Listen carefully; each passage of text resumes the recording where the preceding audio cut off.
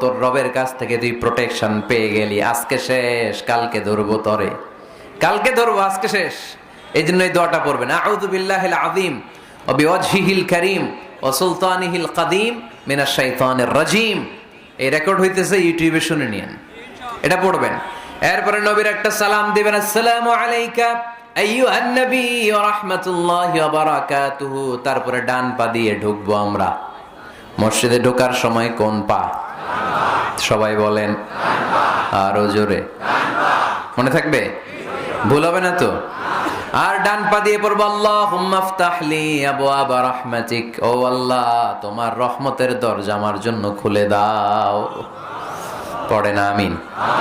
আর যখন বের হব তখন বাম পা দিয়ে বেরোবো, কোন পা? সবাই বলেন, মনে থাকবে? ছেলে মেয়েদেরকে শিখানো যাবে? বাচ্চারা কি শিখাবেন?